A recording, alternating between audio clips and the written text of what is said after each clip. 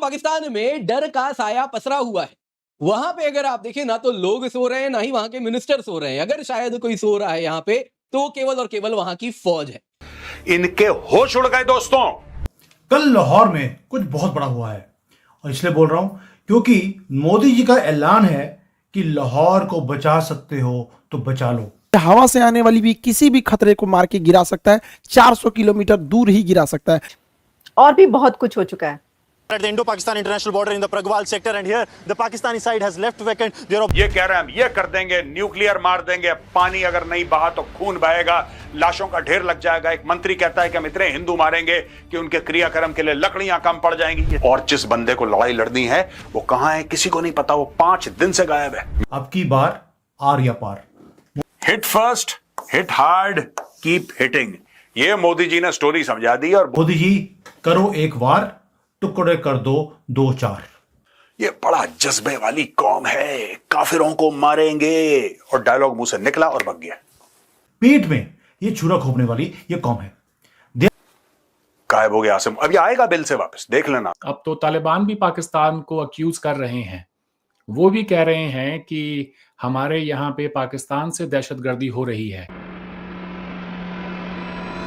Pakistani rangers ने कई post पे अपने फ्लैग्स रिमूव किए, पोस्ट खाली किया और वापस चलते बन गए। जी हां दोस्तों, ये इंटरनेशनल बॉर्डर पे हो रहा है। दरअसल दोस्तों पाकिस्तान कह रहा था कि देखिए सीज फायर वायलेशन वो कर रहा है, और हम सब जानते हैं, हमारे यहाँ मीडिया में रिपोर्ट्स आ रही थी 5वां दिन 6ठा दिन सीज फायर वायलेशन वो रोज कर रहे हैं। कल लेकिन क्या हुआ, कल पीएम मोदी ने ऑथोराइज कर दिया कि आर्मी जैसे चाहे वैसे रिस्पॉन्ड करे। और ओवरनाइट एक ऐसा रिस्पॉन्स इनको मिला है कि पाकिस्तानी रेंजर्स जान बचा के पीछे भागे हैं। शायद दोस्तों यहां पे हमें समझना होगा कि ये जो रेंजर्स हैं अब पीछे हट रहे हैं। कई जगहों से ऐसा हो रहा है। कौन से वो जगह है वो आपको मैं नहीं बताऊंगा, लेकिन खाली इतना बता देता हूं कि कुछ सेक्टर्स हैं जहां पे देखिए पब्लिकली इंफॉर्मेशन अवेलेबल है, न्यूज में वही बता रहा हूं। नौशेरा, सुंदरबनी, अखनूर, बारामुल्ला, कुपवारा, ये वो इलाके जहां पे पाकिस्तानी फोर्सेस पे भयानक फायरिंग हुई है। और वहां के लोगों ने ये मीडिया में भी बताया है कि ये सब हो रहा है, और जो कि मीडिया में आ रहा है। दोस्तों यहां पे आपको पता है पाकिस्तान से क्या खबरें आ रही हैं? पाकिस्तान से यह खबरें आ रही हैं कि जो लोगों के पास डॉलर थे, लोगों के पास सोना जवाहरात, जो अमीर अमीर लोग हैं पाकिस्तान के, जिनके पास ब्लैक का पैसा है, जो डॉलरों में रखते हैं, क्योंकि पाकिस्तानी करेंसी टॉयलेट पेपर। भाई पाकिस्तान की जो करेंसी है जब बहुत अच्छी हो जाती है तो टिश्यू पेपर बन जाती है, जब नीचे गिर जाती है तो टॉयलेट पेपर हो जाती है। तो ये लोग अपना पैसा डॉलर्स, यूरो, पाउंड में रखते हैं। जो पाकिस्तान के एलीट हैं, इनके घरों में बड़ी बड़ी तिजोरियां और भर के रखते हैं डॉलर। ये अपना प्राइवेट प्लेन मंगवा रहे हैं। ये अपना प्राइवेट प्लेन दुबई से मंगवाया, चार्टर्ड, लंदन से मंगवाया, चार्टर्ड, बैठे अपना पैसे डाले, बक्से बक्से पैसे डाले, आउट। ये कार्रवाई शुरू हो गई है। पाकिस्तान से लोगों ने जाना शुरू कर दिया। जो अमीर तरीन लोग हैं कह रहे हैं बेकारी हैं पाकिस्तान के, जो गरीब लोग हैं मरते हैं, मरे इंडियन अटैक में, हमें कोई लेना देना नहीं है। जो अमीर तरीन लोग हैं और जो जनरल्स हैं उन्होंने अपने बीवी बच्चे सब बाहर भेज दिए। Running from their own check post in Lahore. मैं बार बार बोल रहा हूं, लाहौर एक हॉटबेड बनने वाला है। इनके पास इंटेलिजेंस आ गई है। वैसे पाकिस्तानियों के पास इंटेलिजेंस आ नहीं सकती, लेकिन इनके पास इंटेलिजेंस की रिपोर्ट आई है। इंटेलिजेंस भी हमारी होती है कि लाहौर के आसपास कहीं ना कहीं बड़ा अटैक होने की आशंका है, और ऐसा खबरें आ रही हैं कि भाई कल अटैक हुआ भी है। इसकी ज्यादा डिटेल्स हम नहीं दे सकते। मोदी जी ने मना किया है कि आपको कुछ भी पता नहीं है जब तक मैं टीवी पे आकर ना बोल दूं भाइयों और बहनों। तो Lahore so called cultural capital of Pakistan ghost town बन गया है। They are turning into ghost town. किसके लिए? ओ भाई मिलिट्री के ऑफिसर्स के लिए। वो लाहौर छोड़कर भाग गए हैं। और आपको मालूम है लाहौर के अंदर एक कहावत है, एक तो लाहौरी चूरन जैसे गौरव आर्य बोलते हैं, दूसरा है कि लाहौर में है जिन्हें खोते पे बैठा नहीं, जिसने खोता खाया नहीं वो लाहौरी नहीं। तो ये खोते खाने वाले चेक पोस्ट छोड़ छोड़कर भाग रहे हैं। अपनी चेक पोस्ट की इवन ईंटें उठा के लगे हैं ताकि कहीं आर्मी को पता ना लग जाए भारत की कि यहां पर चेक पोस्ट थी।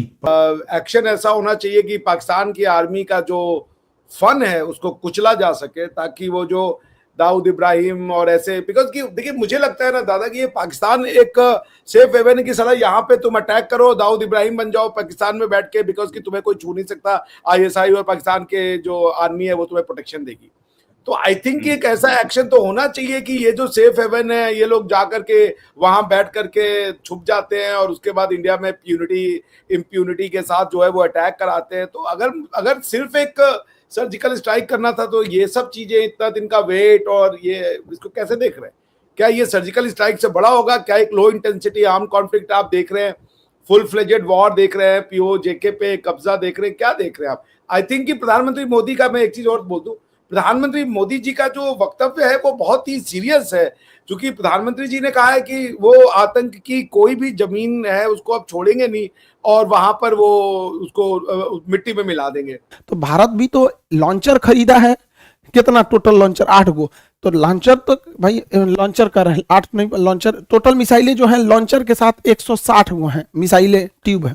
जब वो फायर कर देंगे तो उसके बाद क्या दिक्कत है, वहां पे ट्यूब बदल देंगे। जैसे देखिए यहाँ समझिए, ये आपको पूरी 1 लॉन्चर 2 लॉन्चर 3 लॉन्चर 4 लॉन्चर यानी एक बैटरी हो गया, मान के चलिए ये फायर कर दिया तो खाली हो गया, तो रूस थोड़े जाना होगा, 1000 हम लोग एक्स्ट्रा लाए हैं, इसे जेसीबी लाएंगे फिर लाद देंगे, उस पर फायर करेगा। जैसे बंदूक खरीदते हैं, इतना गोली खरीद लेते हैं, बंदूक खत्म हो गया फिर गोली भर दीजिए, तो एक्स्ट्रा गोली रखते हैं ना, तो हम लोग एक्स्ट्रा 1000 मिसाइल रखे हैं। सोचिए कितना तगड़ा सिस्टम हो जाएगा ये पूरा सिस्टम। ये S-400 सिस्टम किसी भी दूसरे देश से अब तक दुनिया में इससे तगड़ा कोई नहीं है। गिलगित बल्तिस्तान में हाई अलर्ट है, कह रहे हैं मोदी का खौफ है। मोदी का खौफ इतना ज्यादा, इतना पैनिक क्रिएट हो चुका है कि गिलगित बल्तिस्तान की जो फ्लाइट्स कैंसिल की गई हैं, तो क्या ये खतरा महसूस किया जा रहा है, जो कि तज्जिए किए जा रहे हैं कि क्या गिलगित बल्तिस्तान में भारत कुछ करने जा रहा है? क्या मोदी सरकार गिलगित बल्तिस्तान में हमला तो नहीं करने जा रही? मैं देख रही थी इंडियन मीडिया, तो वो जिस तरह कहते हैं कि पीओके पर कोई कुछ हो सकता है, कुछ होने वाला है, और जो है वो लेकर आएंगे, इस तरह की चीजें चल रही हैं। लेकिन अब ये जो गिलगित बल्तिस्तान की फ्लाइट्स कैंसिल की गई हैं पाकिस्तान से, और वहाँ पर जो है वो अब कोई फ्लाइट्स आने जाने की पाबंदी हो चुकी है, कोई जहाज़ नहीं उड़ सकता, और साथ ही उसकी एयर स्पेस भी बंद की गई है। तो फिर इससे ऐसा महसूस होता है कि क्या जो अटैक है या जो स्ट्राइक है वो गिलगित बल्तिस्तान की तरफ से होगी, या क्या भारत गिलगित बल्तिस्तान में दाखिल होकर कुछ करने लगा है?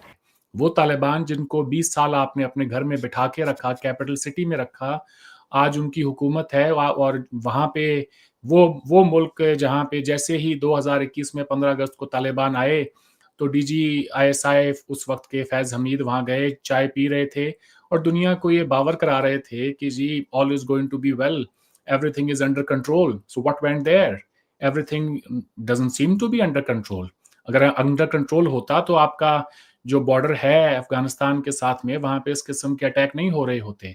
मैं ये भी देख रहा हूँ पाकिस्तान के लोग हर अटैक जो बलूचिस्तान के अंदर हो, KP में हो, उसके लिए हिंदुस्तान को जिम्मेदार मानते हैं।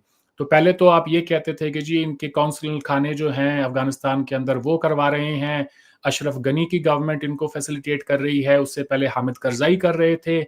अब तो आपके सबसे पसंदीदा, आपके चहेते, आपके लफ्ते जिगर जो भी आप उनको कहें, वो बैठे हैं भाई वहां पे। तो आज अगर वो मुसलमान होकर भी अगर आपसे खुश नहीं है तो क्यों नहीं है?